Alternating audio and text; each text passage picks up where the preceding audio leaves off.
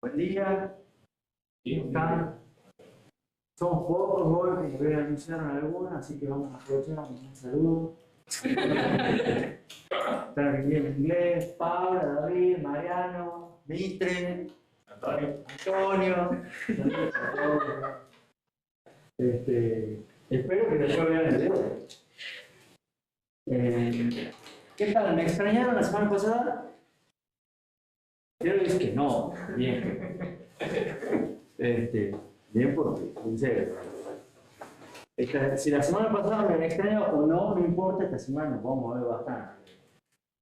Pero bueno, arrancamos la clase de hoy, siempre repasando un poco qué es lo que vimos la semana pasada, en la semana, el lunes. ¿Qué vimos? Terminamos de ver el tema de paralelismo pipeline.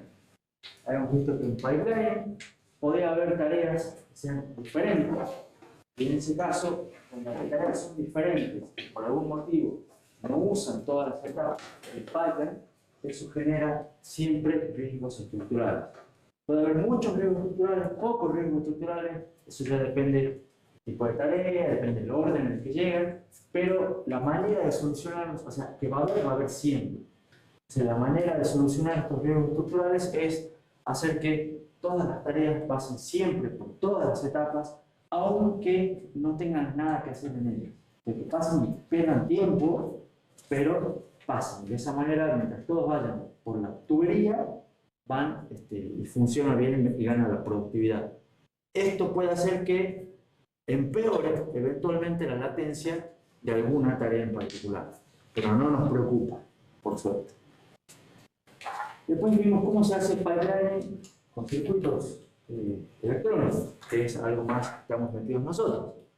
Y la idea es, cuando se puede separar algún tipo de circuito, el circuito combinacional, cómo se lo separa insertando buffers intermedios, buffers o registros intermedios, de manera que almacenen los valores entre las etapas. Y lo importante es que los componentes siempre toman valores únicamente de los registros y guardan los resultados en los registros para pasárselo a la etapa siguiente. Esos registros pueden producir, tienen sus retardos, que a veces son despreciables, otras veces no. Depende de las relaciones que haya entre el retardo de los registros y el retardo del circuito combinacional. ¿Qué vimos después? Que es necesario mantener validez y coordinación del modelo. Validez del modelo y coordinación de las tareas. ¿Esto por qué? Porque normalmente uno tendría a pensar que hagamos más etapas, pongamos más trabajadores, porque de esa manera aumenta la productividad, lo cual es cierto. Pero el paralelismo y el paralelismo, las dos técnicas, tienen limitaciones. Y las limitaciones están dadas por esto, la validez y la coordinación.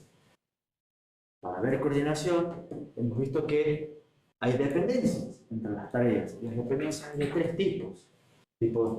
Normalmente en código, read after write, write after read y write after write. De las cuales las primeras, estas read after write, son las dependencias verdaderas, son las que ustedes tienen que poner mucho énfasis. No es que estas no tienen que poner énfasis, estas también tienen que poner énfasis, pero menos que estas son las verdaderas. Estas hay maneras fáciles de solucionar, estas no. ¿Está claro? Estas son las que me van a determinar sí o sí cuánto es el máximo paralelismo posible y la duración mínima de la tarea. ¿Cómo? A través de lo que se conoce como un diagrama de precedencia o diagrama de dependencia. La idea es que con este diagrama uno arma un grafo para determinar las dependencias, en las cuales hemos visto un ejemplo que estas son las que me van marcando el camino crítico. Y de esa manera determinamos duración mínima, grado de paralelismo. Y lo que nos permite ver este diagrama es que se podría ejecutar las tareas en un orden diferente del que fueron originalmente pensadas. Y esta ejecución fuera de orden va a ser una herramienta muy importante que vamos a ver más adelante. ¿Para qué ganamos la ejecución fuera de orden? Para aumentar eficiencia, aumentar productividad, disminuir duración. de aumentar el paralelismo.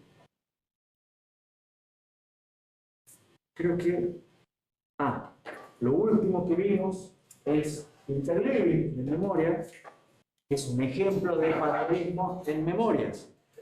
Que la idea es que esto es una técnica que se usa un montón desde hace 40 años, ya viene transparente para los usuarios casi, es ideal para accesos secuenciales. Las memorias funcionan más rápido con accesos secuenciales. ¿Alguna pregunta? ¿Se acuerdan? Igual ya lo aprendí. Todo. No, no lo hemos vendido. No, bueno. Queda Hemos hecho el bárbaro. nivel. Espera.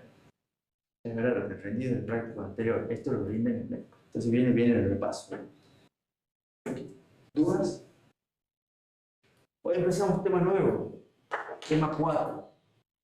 Arquitectura del set de instrucciones. Este tema tiene varias características que vale la pena mencionar.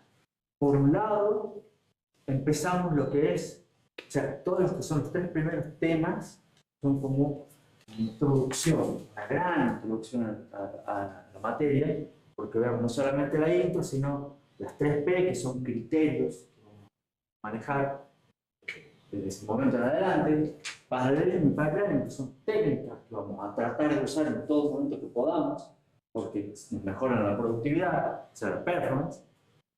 Pero ahora empezamos lo que es un segundo bloque de temas que ya no son introductorios, ya tienen que ver específicamente con la materia, que son estos 3, que son 3 temas de arquitectura de set de instrucciones. Los 3 tienen el título ELISA. Y después tenemos la última parte, de la primera mitad, que son todos estos temas de microarquitectura y diseño de procesadores. Así que hoy arrancamos, damos vuelta a la página y vamos a ver arquitectura de set de instrucciones. Además, estos temas, por lo menos este en particular, es un tema relativamente corto, vamos a tratar de darlo hoy. Y el miércoles arrancamos otro tema, que también es medio corto, y el viernes arrancamos otro tema. Es una semana para estar. No son difíciles los temas, no se preocupen, porque además son cortos, y además, en particular, el hoy tiene mucho de repaso. Es para que se acuerden, pero cosas de sistemas con micro, y las vayamos viendo y dicen, sí me acuerdo con ustedes eso, sí, no, nos acordamos con otros o otros. Espera, ¿no? Vamos a ver si entramos o no todo el tema en la clase de hoy. Después la fecha sigue siendo 14 de mayo. Bien con eso. ¿Ya tienen fechas de otros parciales? Y antes lo vendimos. Pero ese es antes. Creo que sí. Falta un montón. ¿Qué vamos a ver en este tema? Evolución histórica de lo que son las arquitecturas de instrucciones. Vamos a definir. Primero vamos a ver cómo fueron evolucionando, vamos a definir qué es, cuáles son los componentes principales. Vamos a ver distintos tipos de ISA y vamos a ver cómo es el pasaje de parámetros normalmente entre programas. Esta vez vuelvo a hacer la recomendación del libro.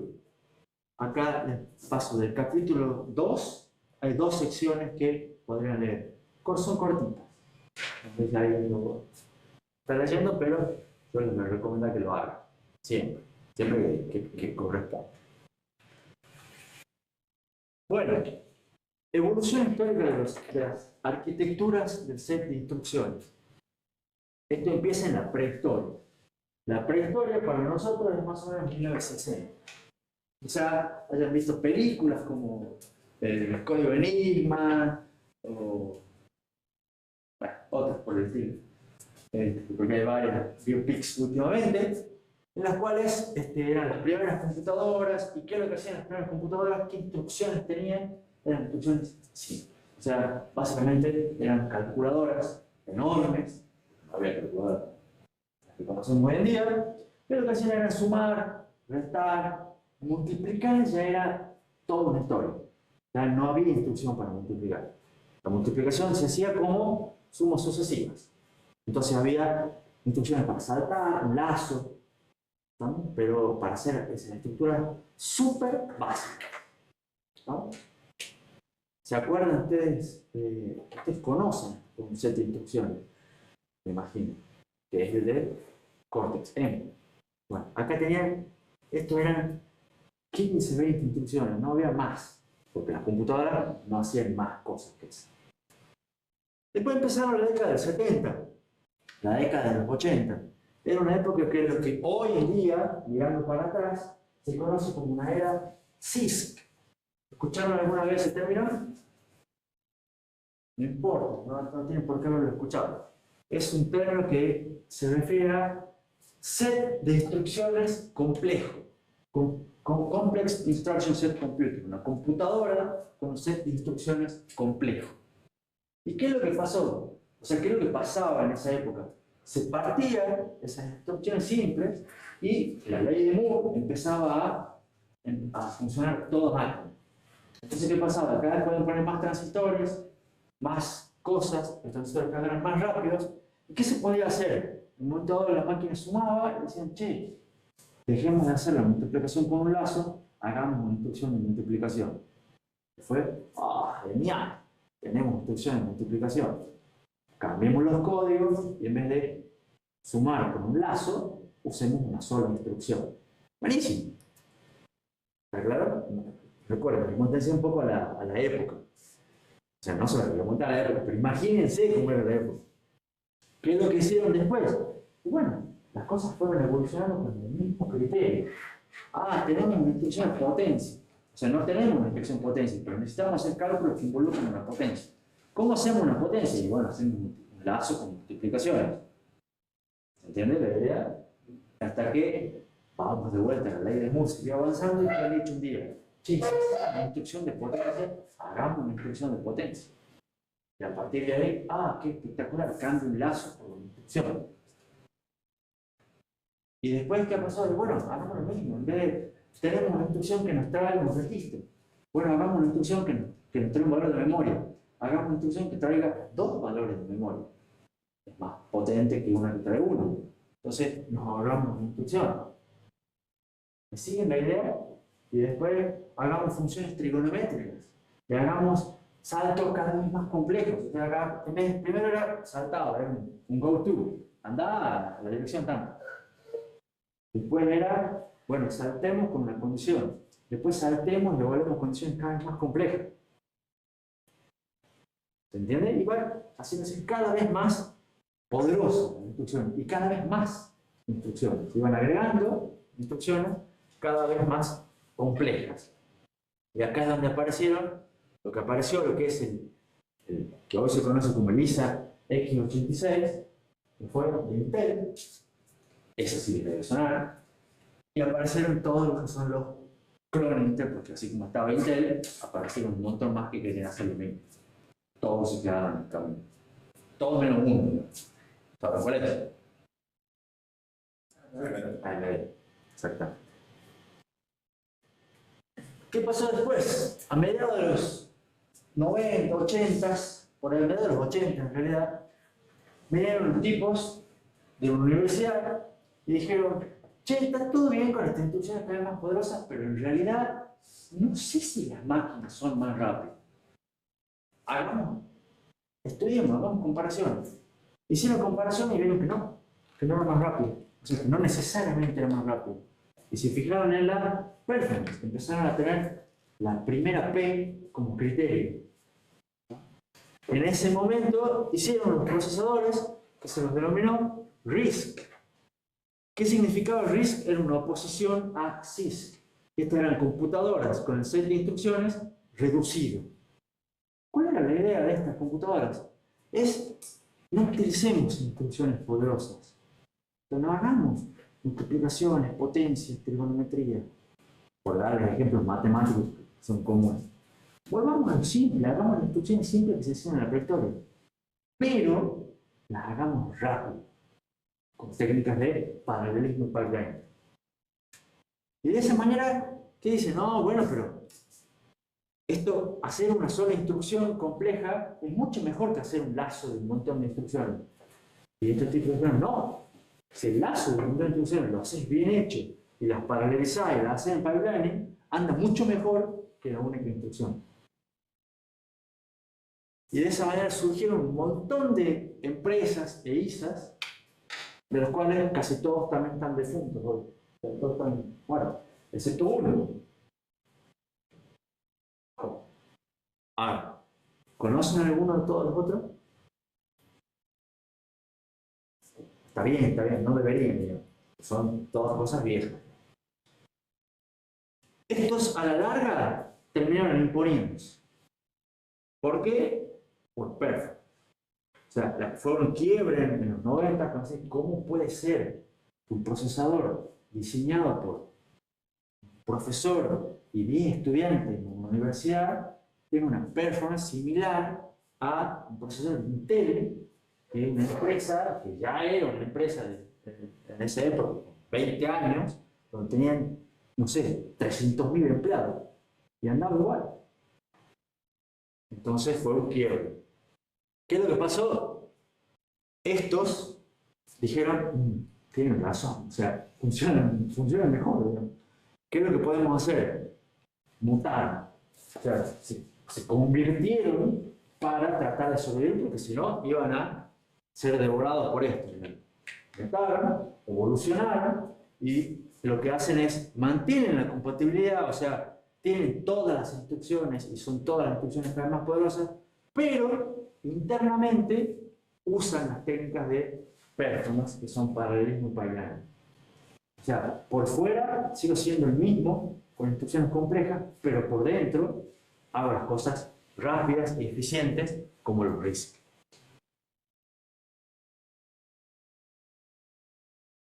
¿Se entiende un poco un poquito de historia? Ahora, ¿por qué les cuento todo esto? Porque hoy en día hay dos islas que son totalmente dominantes. Uno de ellos es lo que se conoce como x86-64. Esto, a pesar de que yo les mostré recién, lo habían visto algunas veces, lo habían escuchado antes. Sí. Esto debería. Esto es el ISA común que está en todo lo que son computadoras, laptops, servidores, supercomputadoras, todas estas de acá, etc. ¿No? Todas trabajan con la misma arquitectura de set de instrucciones. En general, el porcentaje del mercado es un 80%. O sea, es dominante total. Sin embargo, hace 5 años estaba entre 95 y 99. Fíjense que hace poco tiempo esto era abrumador el dominio. Y ahora sigue siendo mayoritario, sigue siendo un montón, pero está cambiando. Y hace poco tiempo, porque acá ustedes estaban terminando la secundaria, quizás empezando la facultad. Curiosamente, este que es la sigla insignia de Intel, esto fue diseñado por AMD. Porque los primeros que lo hicieron, o sea, AMD, que venía siendo un clon de Intel, que venía siempre siguiéndole por atrás, lo hizo a este ISA y después se lo vendió a Intel. Tienen arreglos comerciales entre ellos y hoy en día lo usan los dos, pero lo hizo originalmente a la última versión, la mejor versión, la hizo AMD, no la hizo Intel. Pero los principales fabricantes son Intel y AMD. Creo que hay algún otro, pero no me acuerdo nada. ¿Cuál es el otro ISA dominante? ARM. ARM, sistemas embebidos, celulares, todos los teléfonos que tenemos nosotros tienen alguna variante de un chip que implementa un ISA, arquitectura de instrucciones de ARM. Seguro. Tablets, etcétera, etcétera. Este porcentaje de mercado sí es abrumador. Todos son ARM. Y no hay vuelta que dar. ¿No? Principales fabricantes, capaz que les suene alguno. Qualcomm, ¿les suena? Sí. Samsung, Apple. ¿No? Estos son otros y hacen todos sistemas basados en el ISA de ARM. Que en realidad acá hay una pequeña salvedad, porque en realidad ARM no tiene un solo ISA. Estos sí tienen un solo ISA. Pero acá ARM tiene varios ISA, que son THUMB, THUMB2, ARM-V7, ARM-V8, ARM-V9, hay variantes, también está la 8.2, 8.3, son distintas que se usan en distintos tipos de sistemas embebidos. Como el sistema embebido está desde el celular de alta gama, el último que salió, hasta un microcontrolador chiquito que ustedes usaron en el coso, no pueden tener todos el mismo ISO, no necesitan todos el mismo ISO. Entonces, son dos ARM, pero hay diferentes arquitecturas de set de instrucciones dentro de ARM. ¿Preguntas? Una característica en común que tienen estos dos ISA es que son propietarios. ¿Qué significa que sean propietarios? Que dice, para usarlos hay que pagar licencia. Ahora, usarlos no para programar. O sea, todo el mundo puede programar en esto, pero usarlos es, yo quiero hacer un chip, fabricar un procesador que use algún ISA de ARM o el ISA de x86-64. Para poder diseñar un procesador que use uno de esos, tengo que pagar la licencia a Intel o a ARM. ¿Se entiende? Y por supuesto son licencias que no son caras, por eso no hay nadie más que haga esto. O sea, no son baratas, son caras. Ahora, ¿qué es lo que pasa? Fíjense este detalle. Porcentaje del mercado acá el 80%, era más. Porcentaje del mercado 99, 95, 99%. La pregunta es, ¿por qué Intel o AMD, con lo grandes que son, con la tremenda cantidad de plata que tienen, no hacen celular? O no hacen chip para celular. ¿Alguna vez se han preguntado? O al revés. ¿Por qué ARM no, o no puede, o le cuesta tanto meterse en el negocio de computadoras? ¿Por qué no hay computadoras con chips ARM? Bueno, ahora hay algunas, pocas, pero son pocas todavía. ¿Alguna vez se han hecho esa pregunta? No. ¿Alguna idea de por qué puede ser? La clave, porque esto es una cuestión de mercado, la clave, aunque no parezca, pasa por la arquitectura del set de instrucción. Porque nos gusta o no, el ISA es, como dice ahí, la interfaz más importante del sistema computador. Obviamente que los procesos de otra materia van a ser igual, pero la mía era más importante, no. Esta mueve los mercados, claramente. Es estrictamente donde todo el software se encuentra con todo el hardware. Entonces, es esta línea, esa capa de abstracción que hace que todo funcione como debería funcionar. O sea que es un contrato implícito que lleva 60 años, o sea, es un montón en lo que es computación. ¿Qué es lo que dice? ¿Qué es lo que dice ese contrato? Que el hardware puede cambiar. O sea, uno puede cambiar el hardware, puede cambiar un montón. O sea, la arquitectura, cómo se hace por dentro, cómo funciona todo lo que es hardware, conexiones, camino de datos. Pero el código que se ejecutaba en la máquina de ayer se tiene que seguir ejecutando en la máquina de mañana. Eventualmente más rápido. Para eso cambio yo el hardware. Pero debe ser totalmente, se tiene que seguir ejecutando. Y eso es parte de lo que hace el ISA, la arquitectura de esa instrucción. Entonces, aunque cambie, el hardware siempre se va a mostrar igual, porque siempre va a mostrar la misma interfaz a todo lo que es software. Y esa interfaz es hablar el mismo idioma y es la arquitectura de esa instrucción. Entonces aquí hay una frase que no puedo encontrar quién la dijo, pero tampoco busqué tanto. Dice que hacer nuevo hardware es grandioso. O sea, uno puede inventar cualquier tipo de computadora que haga las cosas muy buenas, que tenga un montón de performance y un montón de características en el mundo. Pero, si el software más comúnmente usado no se ejecuta en esa máquina, el hardware no sirve para nada. Entonces, esto les pasa y les pasó a todas esas empresas que yo les dije que no funcionaban, no funcionaron. Porque a la larga, hoy en día hay 60 o 70 años de código escrito funcionando. Bien, mal, como sea. Pero ustedes cambian la computadora, el programa tiene que seguir andando. Dice llanamente. Y eso es mantener el ISA. El ISA es el fundamento base del concepto de compatibilidad. Y romper este contrato prácticamente implica generar un nuevo mercado. ¿No? Que es lo que pasó con ARM en una época. ARM estaba tambaleando, no sabía qué hacer, estaba a punto de desaparecer junto con las otras, hasta que aparecieron los celulares, los smartphones. Y ARM dijo, yo voy a hacer procesadores para celulares. Y lo hizo bien, lo hizo rápido, fue el primero en hacer procesadores para celulares, y chao, se quedó un montón de mercado. No hay nadie más que, o sea, todo el mundo utiliza todos los celulares fabricados hace 10 años, 20 años, hasta acá, todos usaban. E Intel y AMD nunca jamás pudieron. Entonces, eventualmente este contrato se puede romper, pero para soluciones específicas. Entonces, yo digo, yo necesito un procesador para esta tarea, solamente para esta tarea.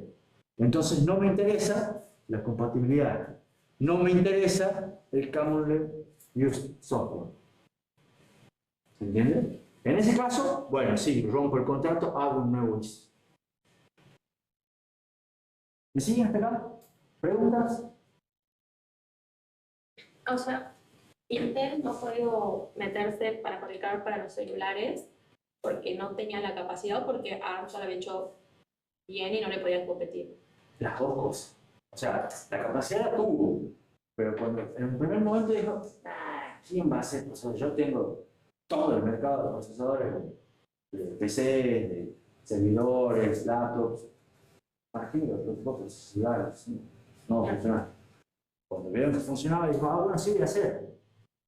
Y cuando lo hizo, los de ARM eran mejores. O sea, eran mejores en performance, price, power. Chao. La batería duraba menos, la de Intel, eran caros, no podía jugar los últimos juegos en el celular. Chao, no acabó. Fin, se acabó. No había más discusión posible.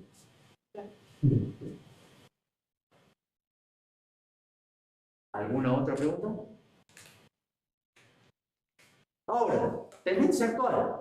ARM se está metiendo en el mercado de Intel. Esto, como les digo, es nuevo. 5 años, o sea, no tiene más de 5 años. Y todavía es poquito lo que está haciendo, pero se está metiendo. Fíjense cómo va creciendo la participación del mercado de ARM entre el 2020 y el 2025. Está graficado para computadoras de escritorio, laptops, servidores y supercomputadoras.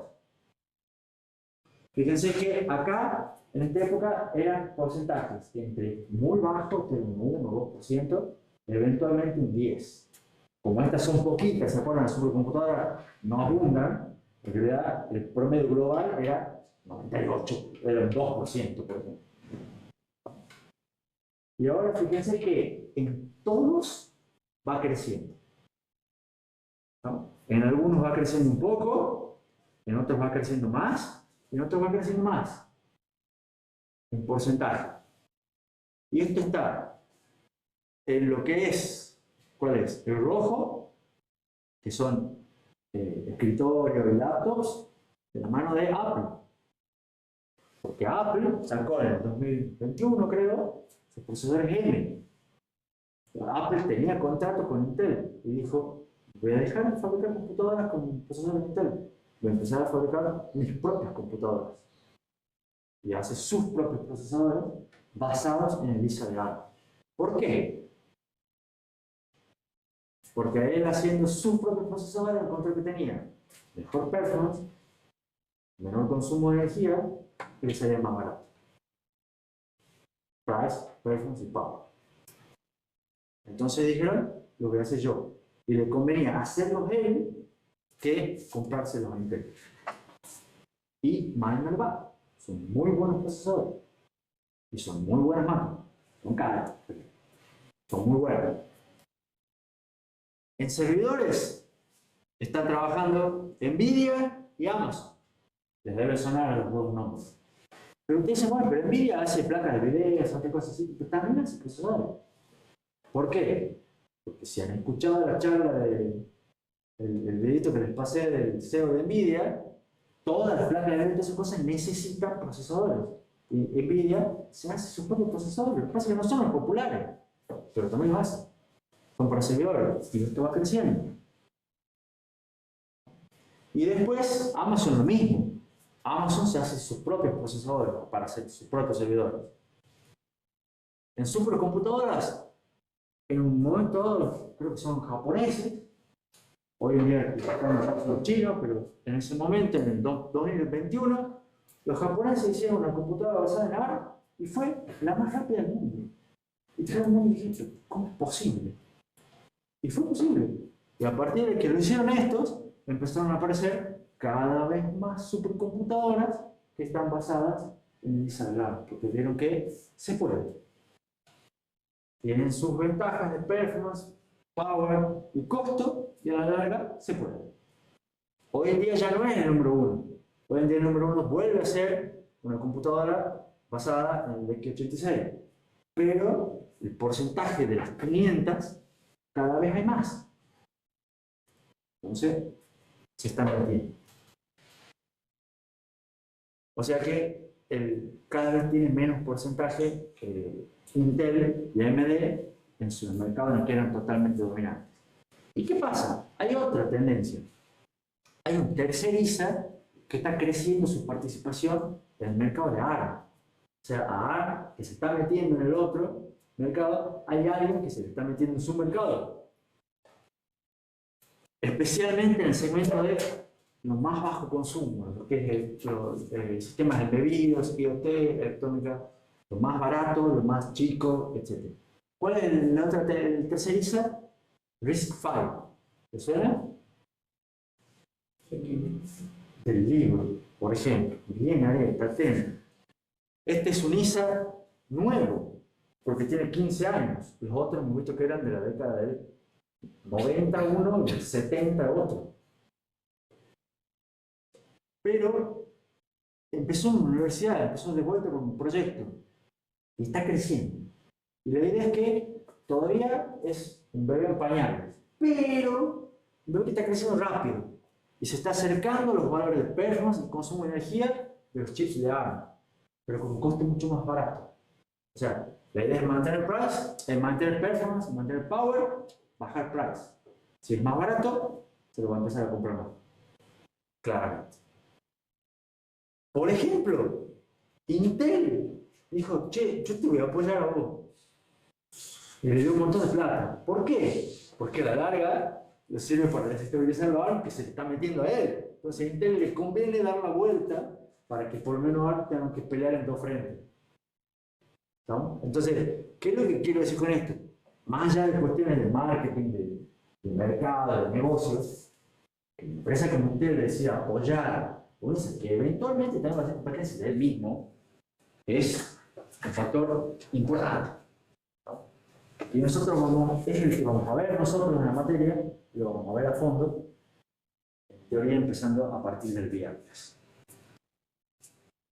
¿Por qué lo vamos a ver nosotros? Porque tiene muchas características que lo hacen ideal para aprender.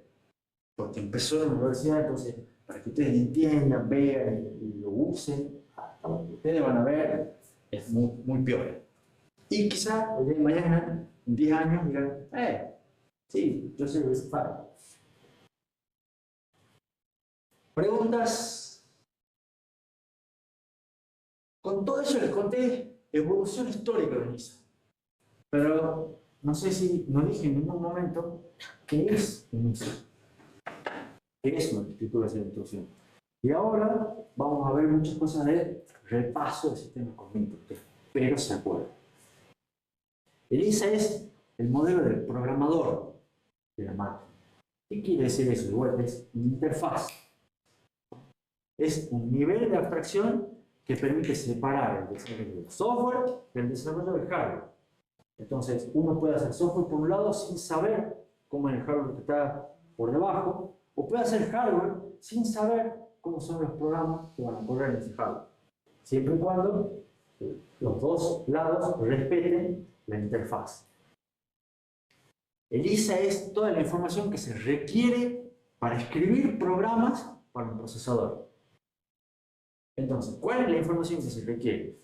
4 cosas. Primero, saber cuáles son las celdas de almacenamiento. Término muy genérico, para decir cuántos registros de propósito general tiene. ¿Qué tamaño tiene su registro de propósito general? ¿Cuántos registros de propósito específico tiene? ¿Cuáles son? ¿No? Por ejemplo, de lo que ustedes saben de sistemas con micro, del SRC1, del ARM, ustedes van a decir, tiene un registro PC, tiene un registro stack pointer, ¿de acuerdo? Tiene 32 registros de propósito general. ¿Se acuerdan más o menos ese tipo de cosas? Esto les contó el ingeniero Valentino en su momento. Después, ¿cómo es el mapa de memoria? ¿Cómo son las celdas de memoria? ¿Cuántas direcciones de memoria maneja? ¿Cómo es el almacenamiento relacionado con los dispositivos de I/O? Tal dirección de memoria eventualmente se mapea con tal dispositivo de entrada-salida. ¿Te suena conocido? Bueno, todo eso hay que especificar. ¿Qué más? Los formatos de las instrucciones. ¿Qué son los formatos de instrucciones? ¿Cuál es el tamaño y el significado de los diferentes campos que tienen las instrucciones? ¿Cuáles son los modos de direccionamiento? Todos temas que más o menos les suenan. ¿Qué más tienen que especificar? Bueno, todo el conjunto, el set de instrucciones. Todas las instrucciones. Y ahí está el manual que ustedes deben haber ojeado el año pasado. ¿Se acuerdan del manual? ¿Cuántas páginas tenía? 1000. Muchas. ¿Por qué? Porque ¿cuántas instrucciones tenía? El Cortex. 30. Sí. No. Bueno, Que vos usabas 30 otras cosas. Pero ¿cuántas tenía? El manual tenía, sí, 500.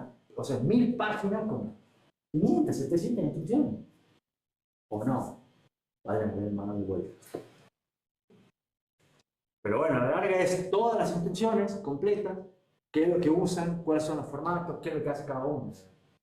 Cuáles modifican el cargo, cuáles no modifican el cargo. Todos los detalles de eso. Y finalmente el cuarto componente es algunas otras cosas que se hacen independientemente de la instrucción. O sea, detalles puntuales, vamos a ver algunos, por ejemplo, pasaje de parámetros, cosas así por el estilo. Entonces, un ISA a la larga es ¿dónde están los datos? O sea, ¿cuáles son los datos que se van a guardar? ¿Cuál es el formato de las instrucciones? ¿Cómo es el conjunto de las instrucciones? ¿Y qué más tengo que saber? Son los 4 componentes de un ISA. A ustedes les contaron esto, les dijeron, esto es así. ¿Por qué esto es así? Bueno, porque les mostraron el ciclo de la instrucción. ¿Qué es lo que hace un procesador? El ciclo de la instrucción hace básicamente una máquina que hace siempre lo mismo. Fetch, decode y execute. Y después hacemos otro fetch, otro decode y otro execute. Y así sucesivamente. Y de vuelta, en los niveles de código, también en el repaso, tenemos lenguajes de alto nivel que con un compilador se traduce a lenguaje ensamblador, y el lenguaje ensamblador es lo que después se traduce al lenguaje de máquina. Nosotros nos vamos a mover en este nivel durante los próximos temas. ¿Preguntas? Sí. Entonces, digamos, el lenguaje ensamblador sería un conjunto de un lenguaje de programación o un conjunto de sintaxis que sigue el contrato de ISA. Sería más de software. Sí, el lenguaje ensamblador es software, básicamente, y lo que hace es programar siguiendo el contrato de ISA para no tener que programar el lenguaje de máquina. Pero tampoco es fácil. Entonces, ¿qué es lo que hacemos los seres humanos? Buscamos lenguaje de alto nivel y buscamos herramientas los traduzcan de acá para acá. Nadie programa en el ensamblador. ¿Vamos? Entonces, yo les voy a enseñar el ensamblador un poco. Ustedes han visto trabajar, vamos a hablar mucho del ensamblador. Nadie programa el ensamblador. ¿Por qué? Trabajamos acá, claramente, porque es más fácil. Y además, tampoco, eventualmente, programamos acá, programamos más arriba, porque sigue siendo más fácil. Cuanto más arriba es más fácil, cuanto más abajo es más difícil. ¿Se entendió? ¿Alguna otra pregunta? ¿Qué más? Cosas que más o menos ya conocen, pero las vamos a dejar en claro para que nos pongamos y hablemos todo el mismo idioma. ¿Qué debe especificar una instrucción? O sea, ¿qué es una instrucción? Porque hablamos de arquitectura de set de instrucciones. Entonces, vamos a ver cómo armar un conjunto de instrucciones. ¿Pero qué es una instrucción? ¿Qué tiene que decir sí o sí una instrucción? Entonces, básicamente, una instrucción también tiene 4 cosas. Debe especificar 4 cosas. Un número común es 4. Por eso el tema 4. La instrucción, primero, sí o sí, toda instrucción debe especificar qué operación realiza. Entonces, acá yo pongo como ejemplo una instrucción que es una suma. Todos entienden el número R3, imagino. Entonces, esa instrucción especifica que es una operación de suma. ¿Cómo lo especifica? Usualmente con un código de operación que se conoce como opcode. Es un término que le suena. Entonces, va a haber operaciones de suma, resta, carga de datos de memoria, saltos, etcétera, etcétera. Siempre especificando qué tiene que hacer una instrucción. En general, el flujo de datos va de derecha a izquierda, porque lo que está más cerca del código de operación es cuando se ponen los resultados, usualmente. Después, ¿cuál es la segunda cosa que tiene que especificar una instrucción? Tiene que especificar dónde van a estar sus operandos. O sea, si yo voy a hacer algo, alguna tarea, alguna operación, la voy a hacer sobre algunos datos. Bueno, tiene que especificar cuántos son los operandos sobre los que voy a trabajar y dónde están. ¿Está claro? Ahora, esto R1 y R3, ¿qué quiere decir? Que están en el registro, por ejemplo. ¿No? Pero ¿dónde pueden estar esos operandos? En muchos lugares. Pueden ser registros de CPU, pueden ser posiciones en memoria, pueden ser entrada-salida, pueden ser parte de la misma instrucción. ¿Se acuerdan el famoso cuando ponían una constante acá? Un 5. Para hacer una suma con un 5. Pero lo importante es que siempre tienen que especificar dónde está. Por ahora. A su vez, que especifica dónde están los operandos, tienen que especificar también dónde voy a guardar el resultado. Entonces, sí o sí tienen que especificar dónde va a ser el resultado de esa operación, que puede ser un registro, puede ser memoria, puede ser entrada-salida. En este caso, por ejemplo, es un registro. La instrucción más simple que hay es el registro. Lo último que tienes que especificar es dónde está la próxima instrucción. Siempre hay que especificar dónde está la próxima instrucción. Que en el caso de una instrucción de suma es fácil, o está implícito. ¿Cuál es la próxima instrucción? La siguiente. ¿No? Pero hay otras veces, como un salto, en los cuales no es la siguiente y esta me dice salta a tal lugar. ¿Está claro? Pero siempre, toda instrucción tiene que especificar qué hace, cuáles son sus operandos, dónde guarda el resultado y cuál es la próxima instrucción que tengo que ejecutar. Aunque a veces lo haga de manera implícita.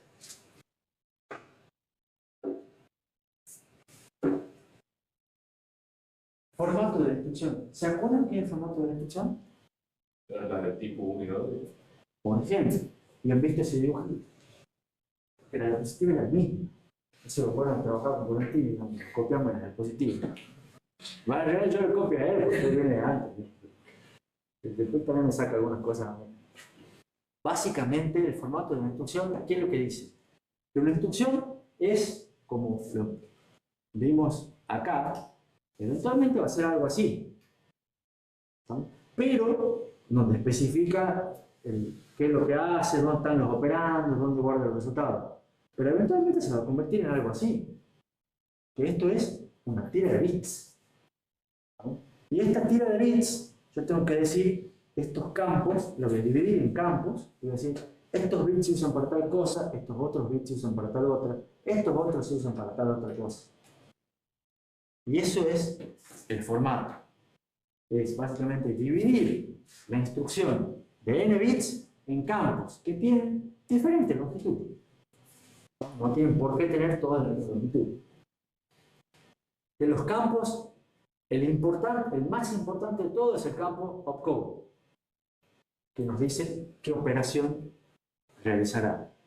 Básicamente, si este opcode tiene un tamaño de b bits, como dice ahí, ¿cuántas operaciones distintas puede hacer ese computador? Toda la vez. Dos a la vez. ¿Está claro por todos? Bueno, después vamos a ver que no es así. ¿No? Eso es lo normal, lo estándar, ¿no? Pero vamos a ver que hay trucos para poder meter más instrucciones. Pero vamos a ver más adelante. Y después están todos los operandos. Los operandos son los datos con los que se realiza la operación, tanto fuente como destino. Y puede haber desde 0 a 3 operandos. El dato puede estar en otro campo de la misma instrucción, si es muy inmediato, puede estar en un registro, puede estar en memoria. Lo importante de estos operandos es que indican cómo se rutea la cantidad necesaria de bits hacia un componente de hardware o desde un componente de hardware que es el que realmente realiza la operación deseada. O sea, cuando esto vuelvo para atrás, se traduzca acá, esto va a decir, estos bits de acá son los que me van a permitir seleccionar tal cosa en camino de datos para hacer que se guarde este valor en tal registro.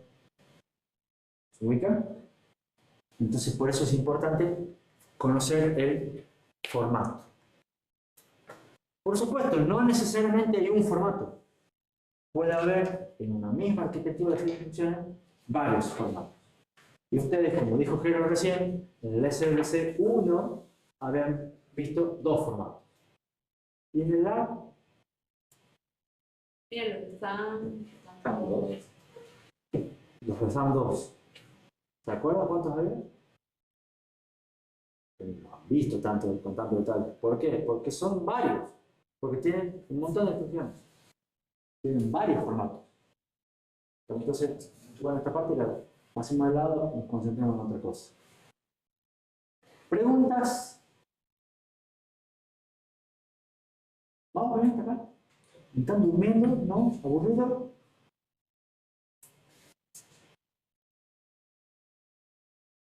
Claro. Dos más y hacemos el regreso. Que son fáciles, también son de repaso. En general, cuando definimos el conjunto de instrucciones completo, en general agrupamos las instrucciones en distintas clases. ¿Y cuántas clases de instrucciones vamos a trabajar? 4. 4 tipos de instrucciones. 4 es el número de temas. En general, un tipo de instrucción muy popular que ustedes deberían conocer son instrucciones de movimiento de datos. ¿Qué son instrucciones de movimiento de datos? Llevan datos de un lugar a otro. ¿No? ¿Qué es un lugar y otro? Y bueno, un lugar puede ser registros o memoria, y el otro lugar puede ser registros o memoria. ¿Está claro? Entonces, ¿alguien me puede dar un ejemplo de una instrucción de movimiento de datos? Un load. ¿Vamos?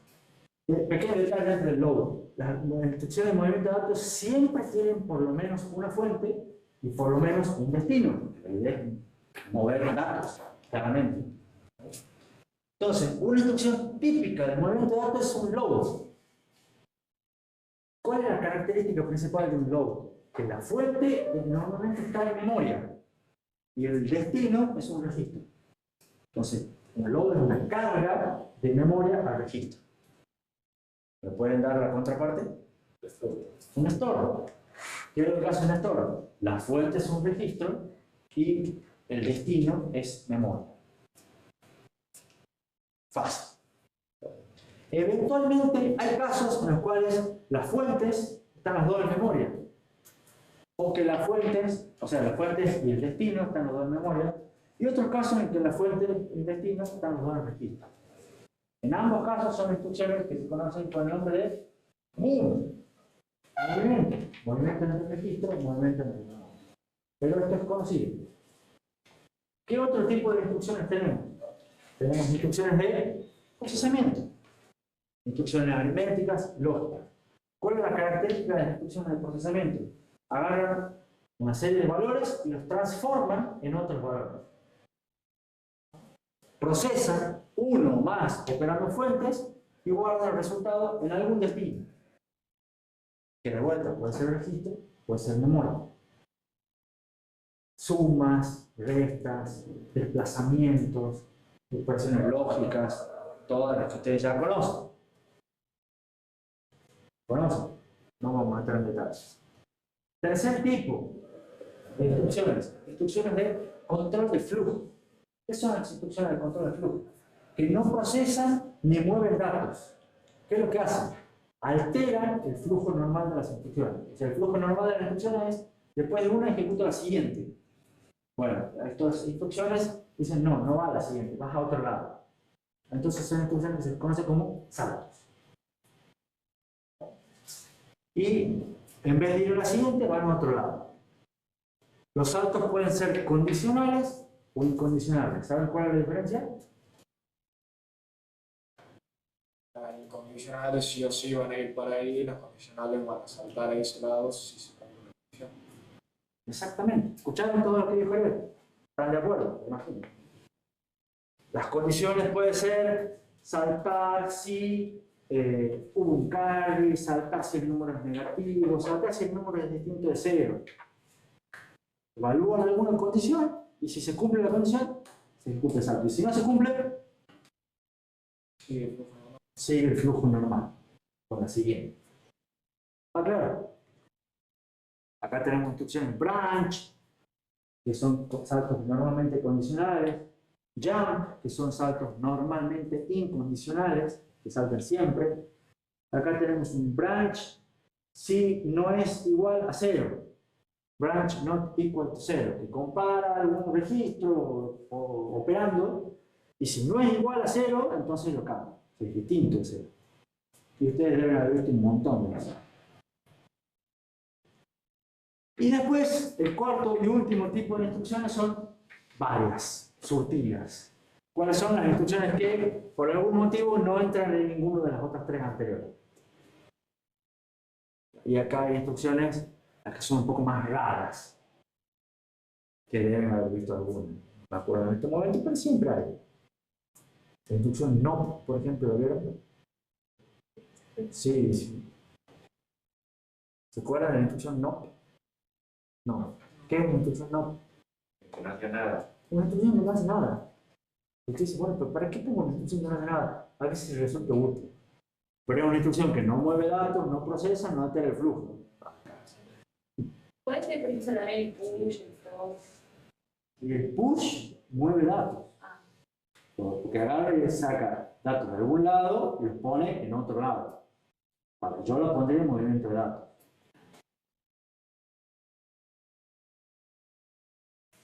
¿Alguna otra pregunta? Ahora sí hagamos un revés. Total, ¿qué viene después? Vamos a ver otro libro.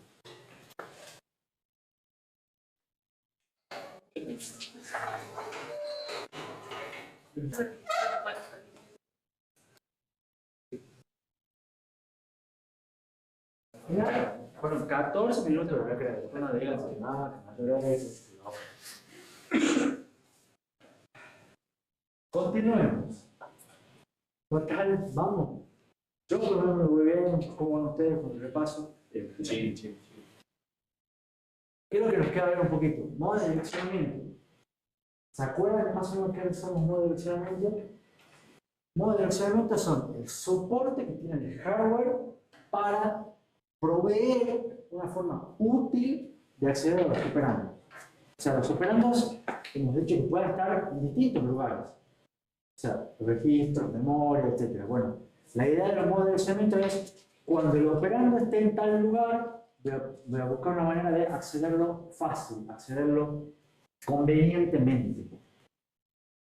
Entonces, la idea a su vez es que diferentes modos de direccionamiento resuelvan distintos problemas o distintas situaciones o estructuras de los lenguajes de alto nivel. Entonces, cuando el lenguaje de alto nivel diga, ah, yo tengo una buena idea y voy a hacer así las cosas, bueno, hay que ver después cómo se vuelca eso a el LISA. Entonces, ¿para qué? Para que LISA aproveche de alguna manera y brinde herramientas para poder usar eficientemente esas estructuras del lenguaje de alto nivel. Algunas variables, por ejemplo, se conocen en tiempo de compilación, entonces es más difícil de manejarlas. ¿Se acuerdan de C cuáles son las variables que se saben en tiempo de compilación?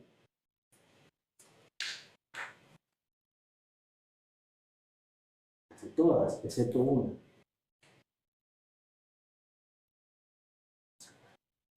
Sí. ¿Quiénes son ayudantes de programación?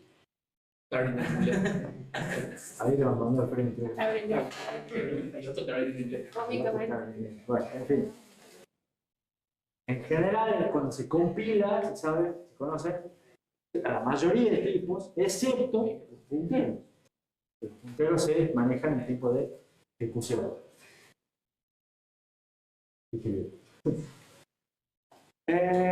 A veces es necesario calcular direcciones. Por ejemplo, cuando uno accede a componentes en la tabla, componentes de un vector, o una estructura, o un registro, o un objeto, usted accede al elemento I del vector B, o el atributo nombre del objeto alumno. Entonces, en ese momento, dice, ¿dónde está? Lo tengo que calcular. De alguna manera lo tengo que calcular. También es posible almacenar valores constantes en la instrucción o en la dirección siguiente sin necesidad de usar memoria.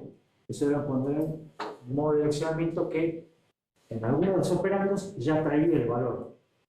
Y era un modo de direccionamiento inmediato. ¿Se acuerdan? ¿Qué suena? Entonces, un ejemplo.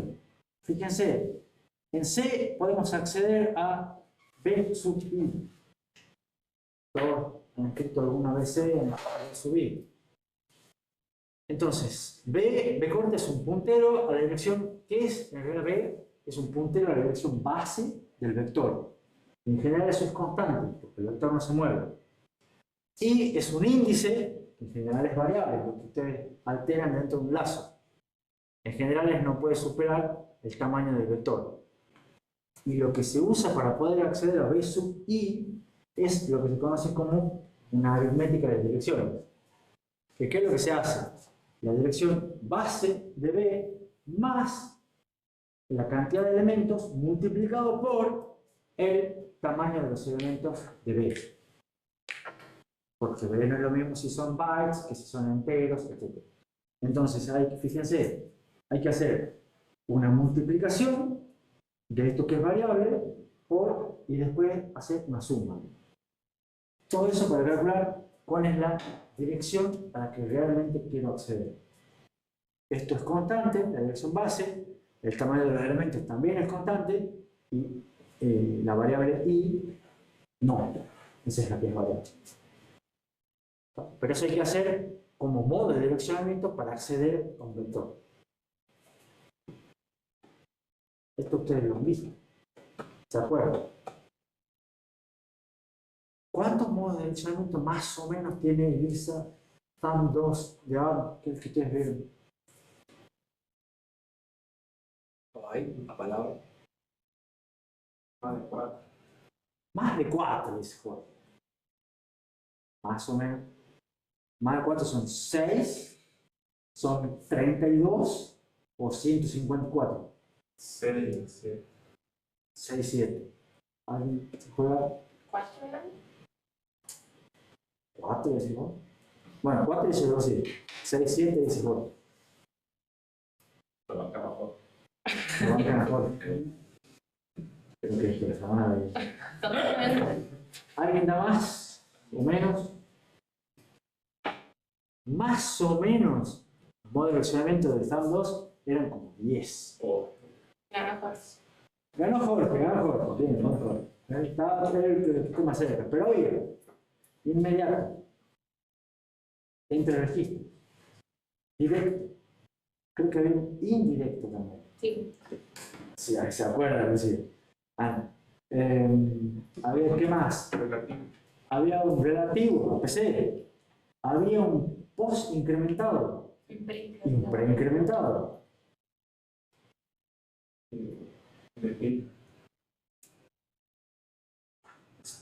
Ponerle 2 o 3 más, que yo me acuerdo, que nadie lo usa, pero por ahí eran, digamos, 8 y más el que te dejo.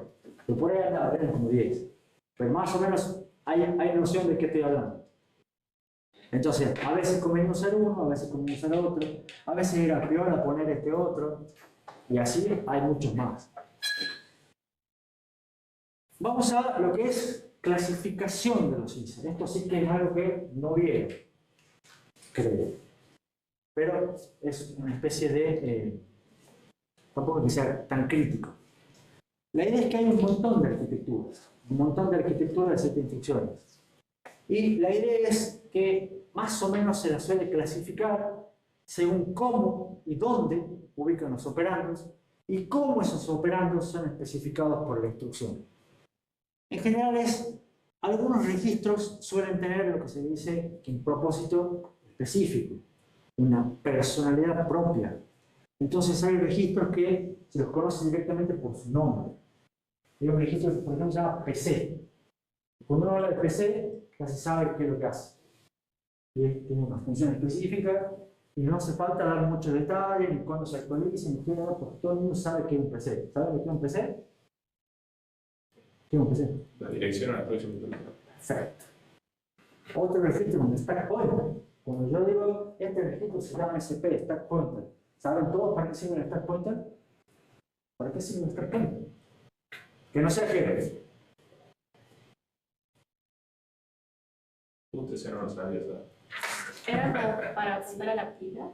es el puntero que apunta a la pila. ¿No? Hay otro registro, por ejemplo, que se conoce como acumulador. ¿Lo conocen ese? A veces no lo conocen. Está bien que no lo conozcan. Pero a veces hay algunas arquitecturas que tenían un registro y dicen, este se llama acumulador. Y tiene una función específica. Y después están los otros registros que no tienen personalidad propia, no tienen función específica, son los registros de propósito general. Otra clasificación es basada en las instrucciones aritméticas que normalmente tienen 2 operandos y un resultado. Por ejemplo, la suma. Suma 2 operandos y manejan un resultado. Con esta es la clasificación que vamos a ver, que está en la diapositiva siguiente. Y en general, arquitectura de set de instrucciones con más de 3 operandos no son comunes. Hay algunas arquitecturas que sí tienen más operandos, pero en general se define el ISA en base a una operación aritmética con 2 operandos y un resultado. Entonces, si tiene 2 operandos y un resultado y manejan 3 operandos, van a ser un ISA de 3 operandos. Por más que algunas instrucciones de ese ISA manejen más operandos. Pero un ISA como arquitectura en sí, de más de operandos, no se usa hoy en día. Lo cual no significa que nunca se usó ni que se vuelva a usar dentro de 10 años. Acuérdense de la fuerza del constante movimiento. Hoy no se usa.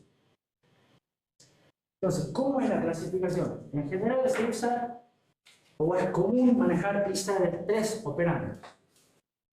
¿Qué es un ISA de 3 operandos? Es un ISA que usa modos de direccionamiento tanto para los 2 operandos fuente como para el operando destino. Entonces, en una operación de suma, una operación aritmética, ustedes pueden especificar el primer operando, el segundo operando y un tercer operando que va a ser el destino. Entonces están los 3 operandos. Por ejemplo, la instrucción que vimos nosotros en la simulación de add R1, R2, R3 era un ISA de 3 operandos. ¿Está claro? El AR que ustedes vieron era un ISA de 3 operandos. Ahora, ¿qué es un ISA de 2 operandos? Es un ISA que utiliza el operando destino como uno de los fuentes. Entonces acá tienen, especifican solamente dos. Uno, o sea, dos fuentes distintas, pero una de las fuentes también es destino. ¿Entienden? A su vez hay un ISA de un operando. ¿Qué es un ISA de un operando? Que tiene un operando implícito. Y aquí es donde entra el acumulador que les dije recién, que era famoso en una época. La idea es que este acumulador es una de las fuentes y destino de la operación. Entonces ustedes acá ponen, por ejemplo, add R1, R2, R3. Y lo que hacían con 3 operandos era, yo guardo en R1 el resultado de sumar R2 más R3. Clarísimo. Acá ponen add R1, R2. ¿Y qué es lo que dicen? Guardan R1, la suma de R1 más R2. Y acá ponen add R1. ¿Qué es lo que hacen acá? Guardan en el acumulador el resultado de lo que tenían en el acumulador con R1. ¿Se entiende? Y hay otras instrucciones en las cuales dicen add. Nada más. Que son instrucciones con 0 operando. Y la pregunta es, ¿cómo están los operandos? Necesita algún tipo de estructura auxiliar. ¿Y cuál es la estructura auxiliar por naturaleza? La pila. Entonces, en general, en ese 0 operandos usa una pila. ¿Y qué es lo que suma? Lo que está en el tope de la pila con el que está segundo en la pila. Saca el tope de la pila, saca el segundo, lo suma y guarda el resultado ¿dónde? En la pila. En el tope. Este TOS es top of stack. ¿Se entiende? Entonces, los ISA pueden ser de 0, 1, 2 o 3 operandos. En general, los de 0 y 1 operandos tienen instrucciones más cortas. ¿Por qué? Porque usa menos operandos. Porque usan menos operandos. Entonces, ¿se acuerdan que las instrucciones, los formatos eran opcode más operandos? Y bueno, si tienen menos operandos, la tira de bits va a ser más chica. En general, los ISAs con 2 y 3 operandos tienen el mejor performance. Por ende, son los más usados hoy en día. Ahora, ¿cómo hacemos para ver cuál es mejor? Opción número 1. Bueno, a ver, varias opciones. Opción número 1. Tamaño de las instrucciones. En general, podríamos comparar la arquitectura de la serie de instrucciones viendo el tamaño de las instrucciones. ¿Cuál va a ser mejor? ¿El que tenga instrucciones más cortas o el que tenga instrucciones más largas? Y el que tenga instrucción más. Depende. Depende. Depende de qué, ¿vale? Me gusta y depende. Sí, de la performance. Supongo que No, depende de queremos lo la que mejor quiera y lo que performance. busque. Y, digamos, no hay una única respuesta, es una buena respuesta, depende, pero uno podría decir que cuanto las instrucciones sean más cortas, va a ser mejor. Entonces, podría favorecer de algún modo las instrucciones de 0 y 1 operando. El ISA de 0 y 1 operando. Otra posible métrica es por cantidad de instrucciones, cual me genere más cantidad de instrucciones o me provea más cantidad de instrucciones dentro del conjunto. ¿Y cuál va a ser mejor? ¿Tener más instrucciones o menos instrucciones? Y ya hemos visto que las reviews de ISA tienen más performance.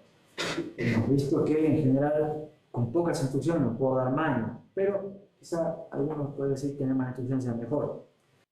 Tamaño del programa, porque una cosa es que las instrucciones sean cortas, pero si tengo que poner muchas instrucciones, capaz que ocupo mucho espacio, muchos bytes en memoria. En cambio, capaz que las otras instrucciones largas necesite pocas instrucciones y el tamaño sea más chico. Entonces, normalmente, esto sirve a preferir que los programas ocupen poco espacio, ¿no? Pero, ¿cómo voy a generar poco espacio? ¿Con las de arriba, con las instrucciones cortas o con las instrucciones más largas? palabras. Lo dejo ahí. La otra, cantidad de accesos a memoria. ¿Qué creen que me va a convenir? ¿Tener pocos o muchos accesos a memoria? Y poco, ¿Por qué? por el acceso a memoria suele llevar más tiempo que las operaciones normales de los procesadores. Muy bien, Ger. Ahora, ¿cuál de los dos tendrá más acceso a memoria? Las Y la más más cortas. corta. Las más cortas tienen que dar más acceso a memoria. ¿Por qué? Porque estas en general permiten trabajar con registros. Entonces tratan de acceder, tratan de operar más veces con registros y acceder menos veces a memoria. La pregunta acá es, ¿cuál de todas estas es mejor? ¿Cuál es el mejor método?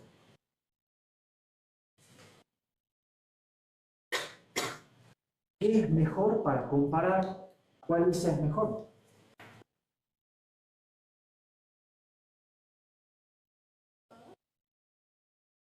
Todas.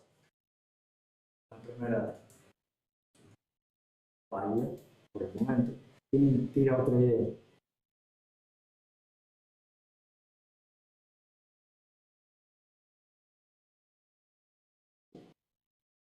Que se van relacionando. Ah, tiene una sonrisa que no sé si tiene una respuesta. ¿Quiere tirar? No se anima. ¿Quiere tirar? Está ahí, está ahí. Tirante tal. Sí, sí, una se relaciona con la otra. Es que yo creo que se están relacionando, entonces si elegís una, de todas formas vas a estar condicionando a otra de alguna manera. A la larga tenemos que tomar una decisión. ¿En qué métrica vamos a tomar una decisión? Pueden ser. Pero yo creo que habría que medirlo con la performance más que con esa métrica, ¿Y cómo me performance? con el benchmark. ¿Qué evaluás? ¿Qué métrica realmente evaluás? Y la velocidad para ejecutar un programa. ¿Cuál es la métrica? Que estamos siempre en la arquitectura de computadora. Tiempo de ejecución. Tiempo de ejecución. Ninguna de estas. ¿No? Todas estas son métricas y se usan a veces. Pero ¿cuál es la mejor métrica para evaluar arquitecturas? Tiempo de ejecución de un programa. Que Jero dio 2000 vueltas para decir las cosas, pero tenía la idea perfecta. ¿No? Lo que vamos a evaluar, no importa el tamaño de las instrucciones, no es tan importante el tamaño del programa ni la cantidad de acceso a memoria. Está para fluir, pero no es necesariamente la métrica. La que va a ser mejor es la que ejecuta más rápido el programa. Esa que me lleve a ejecutar más rápido el programa, que tenga mejor performance, ese es mejor. No compren espejitos de colores. Es tiempo, perfecto. Para eso vimos las 3P. Por supuesto, también hay un poco de área, de costo, también va a haber consumo de energía, pero no son tan fáciles de ver en estos temas. Entonces, estos temas es perfecto. ¿Está claro? ¿Seguro para todos? Entonces, la métrica que nos va a ayudar a determinar cuál es el mejor, que va a ser tiempo de ejecución. A la larga, ¿cuál ejecuta más rápido el programa? Y después, ustedes en el práctico, que va a ser el práctico siguiente, o sea, primero que le rinden TP2, y se publicaría TP3, que es este. Van a tener que escribir, les vamos a presentar, y ser 0, 1, 2 y 3 operando, van a tener que escribir el programa, y van a ver que uno es un chorizo celular, el otro es recortito, pero el cortito no es necesariamente más rápido, y van a ver, van a estar jugando con eso. ¿Qué más? Vamos a vamos a ver cuestiones de pasaje de parámetros. Y esto también, en principio, debería ser cosas conocidas entre ustedes. Yo les voy a dar un marco para que hablemos el mismo idioma, pero ustedes ya han escrito programas que han hecho pasaje de parámetros, tanto en C como en ensamblador. Entonces esto no debería ser nada del otro mundo. Se denomina un procedimiento que llamante o invocador, el que llama, es el caller, aquel que como parte de esa ejecución invoca a uno o más procedimientos. ¿Está claro? Se denomina procedimiento llamado, invocado, el calling en inglés, aquel que es invocado por otro procedimiento. Entonces, el programa puede ser el calling, es lo más común, o sea, que sea llamado por uno y llame a otros. Los procedimientos que son solamente llamados se denominan procedimientos hoja, que no llaman a nadie. Se denomina Application Binary Interface, la ABI. ¿Escucharon el término? Algunos dicen que sí, otros dicen no. Deberían, creo. En algún momento se lo debería haber mencionado Gualtini. Es un estándar para el uso que define más o menos cómo se van a usar los registros, cómo es el mapa de memoria, define funciones para los registros. Dice, en este registro lo voy a utilizar siempre para tal cosa. Por ejemplo, ¿cómo pasaban parámetros en el córtex? ¿En dónde los pasaban usualmente? En los registros de R0, R3. En los registros de R0 y R3. ¿Y podría usar R4? Sí, pero ahí te pusieron. Sí, pero ya era diferente. Entonces, eso es lo que estaba definido en la ABI del córtex. Pasás el parámetro R0 y R3. Funciona como pin. ¿Está claro? Y si no querés necesitas más, bueno, te explico cómo usar más. Eso es la ABI. La idea es que los programas interactúen eficientemente aún sin ser desarrollados ni compilados de manera conjunta. De esa manera, uno puede escribir una parte, otro puede escribir otra parte, y las dos partes pueden funcionar juntas sin tener que estar haciéndolo al mismo tiempo en el mismo lugar. Acá esto es una convención. ¿Qué es la convención de llamadas a subrutinas? Algo como que ustedes deberían haber renegado bastante y deberían saber. La convención de llamadas es el subconjunto de la ABI que especifica cómo pasar datos de un programa a otro. Por ejemplo, algunos registros deben ser preservados contra las llamadas subrutinas y otros no. ¿Recuerdan eso? Si un programa subrutina que es llamado planea utilizar un registro que debe ser preservado, ¿qué es lo que tiene que hacer? Guardarlo en algún lugar de memoria, su valor al inicio, y restablecer el valor antes de retornar. ¿Está claro eso para todos? Si un programa o subrutina que llama planea utilizar un registro que no debe ser preservado entre llamadas, debe ser consciente de que algún otro se lo puede escribir. ¿Cómo es el llamado subrutina? En general son 6 pasos, que son totalmente genéricos y abstractos de lo que les voy a decir yo ahora, porque ustedes ya han visto la parte puntual. En general, primer paso, el programa que llama tiene que poner los argumentos en algún lugar donde la subrutina que es llamada pueda acceder. Normalmente ustedes cuando lo hacen en el córtex, ¿dónde era? En el registro del C93. En el córtex. Si lo hacen en C,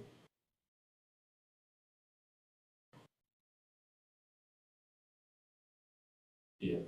no, eso pasa en el programa.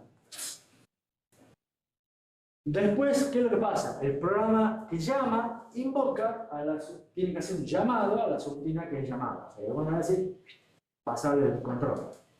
¿Cómo se hace eso en corto? Con el B y el nombre del lugar. Branch and link. Llamada a la subrutina. BL.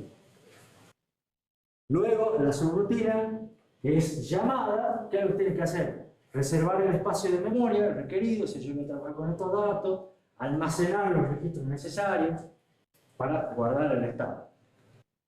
Luego, la subrutina hace lo que tiene que hacer.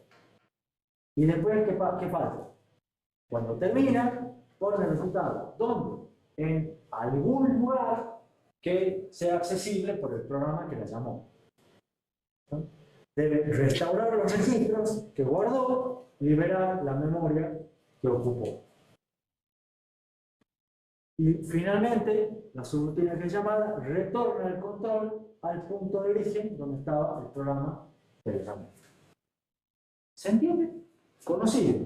Esto está un poco más formal, más abstracto, pero son los mismos pasos que hacen siempre. desde C hasta Assembly, porque es totalmente genérico. El paso 3, normalmente esto se conoce como prólogo en la subrutina.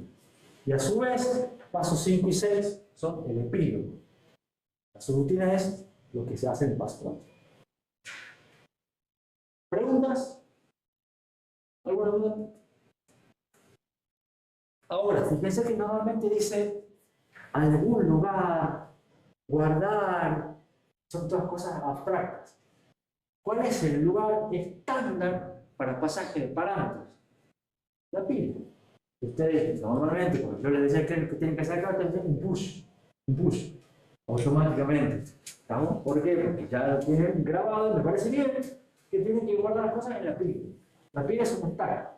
La pila es una estructura de datos que lo deberían haber visto, lo deberían conocer, pero que además es un método estándar para pasaje de parámetros entre programas. No es el más común, porque el más común, ¿cuál es? Entre registros. Vamos a pasar directamente entre registros. Pero cuando no me alcanza el registro, los paso por la pila. Y sí es el método más común para guardar el estado de una tarea en caso de excepciones e interrupciones. ¿Por qué? Porque las excepciones e interrupciones llegaban en cualquier momento, eran totalmente imprevisibles, entonces ¿qué es lo que apenas llegaba una interrupción? ¿Qué es lo que tenía que hacer? Guardar el estado. ¿Para qué? Para que después, cuando pase, quede todo como estaba. ¿Está claro? El stack obviamente está implementado en memoria, porque es memoria. Entonces eso está en memoria. Lo que ustedes no saben, esto sí es nuevo, no es tampoco relevante, es que hay dos maneras de hacer un stack, de manejar un stack desde una arquitectura de set de instrucciones.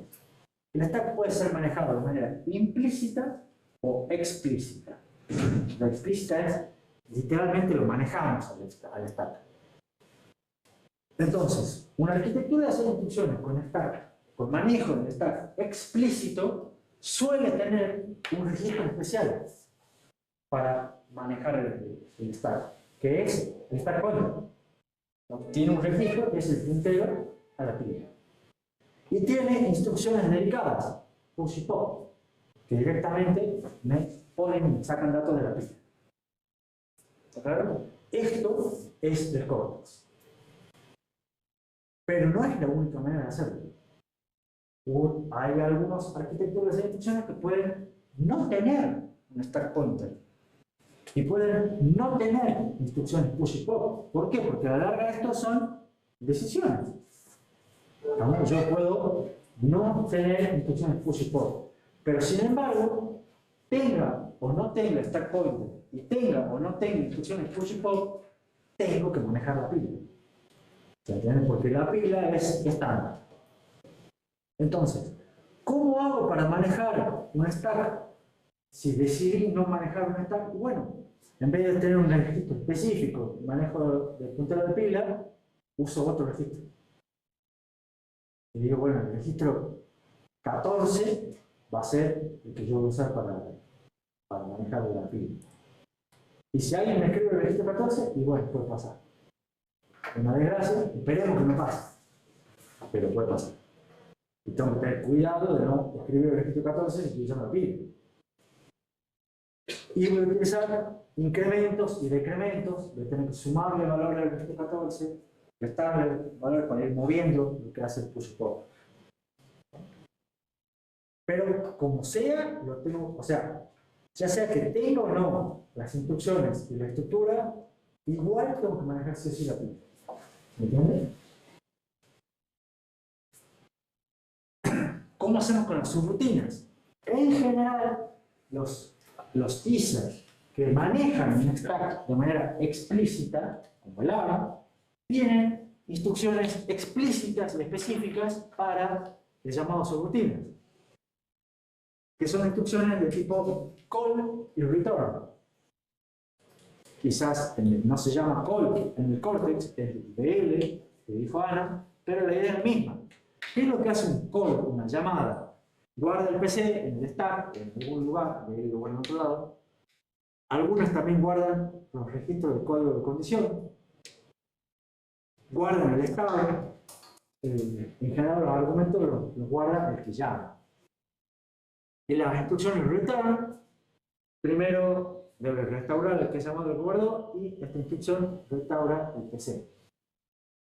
O sea, cuando tengo push, pop y todo lo demás, suelo tener instrucciones también para manejar el llamado subroutine, que se haga más automático.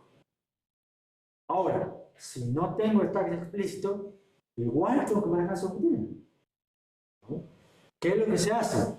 Hay una instrucción, jump and link, que es como el BL, que guarda el PC en un registro. Y tienen otra instrucción, saltar al valor de un registro, que sirve para retornar. No es específicamente un retorno, pero es un salto en base a lo que está guardado. Ahora, este registro usualmente también es un registro cualquiera. ¿Se entiende la idea? Entonces, ¿qué es lo que les quiero mostrar con esto? Que no todas las arquitecturas de set de instrucciones, no todos los ISA tienen push y pop. Pero sin tener push, pop, call, return, igual tienen que manejar la pila, igual tienen que manejar el llamado subroutine, que eso es vital. Entonces, habrá que darse maña y buscar la manera de hacerlo. ¿Preguntas? Llegamos al resumen final. ¿Qué es lo que vimos en este tema? El ISA es la interfaz más importante de todo el sistema de computadoras. Hay dos ISAs dominantes hoy en día, pero las fuerzas están en constante movimiento. No sé qué va a pasar entre 5 o 10 años. ¿Qué es un ISA? Está compuesto por 4 partes. Celdas de memoria, que especifican dónde están los lugares donde almacenan información, cómo son los formatos de las instrucciones, cómo es el conjunto completo de las instrucciones y algunas particularidades que pueda haber. Toda instrucción especifica 4 cosas. ¿Qué operación realiza? ¿Dónde están los operandos? ¿Dónde se guarda el resultado? ¿Dónde está la próxima instrucción? Todas las máquinas tienen 4 clases de instrucciones. Movimiento de datos, procesamiento, control de flujo, misceláneo. Hay ISA de 3, 2, 1 y 0 operandos. En general, algunas máquinas pueden tener registros propuestos en general o registros con personalidad. Hay muchos modos de direccionamiento. El objetivo de los modos de direccionamiento es manejar de forma eficiente estructuras de datos de programas en lenguaje de alto nivel. Normalmente requieren algún tipo de aritmética de direcciones. Bueno, ya dije, son muchos, diferentes sintaxis, diferentes semánticas. Un ISA se complementa con convenciones llamadas subrutinas, definición de métodos estándar de pasaje de parámetros entre programas. El uso de stack es muy común como pasaje de parámetros. Es para subrutinas, para excepciones e interrupciones. El stack puede ser explícito o implícito, tiene que estar siempre. Y me queda, como siempre, una diapositiva de agradecimiento. Terminamos el tema 4. ¿Qué es un ISA? ¿Se entendió? ¿Alguna duda? El miércoles vamos a ver cómo hacemos un ISA. Son criterios para... Ustedes han visto, el sistema cognitivo les han dado uno para que use. Ahora la idea es, no tenemos nada, queremos hacer uno, ¿cómo se hace? Pero lo vamos a ver miércoles. Excelente.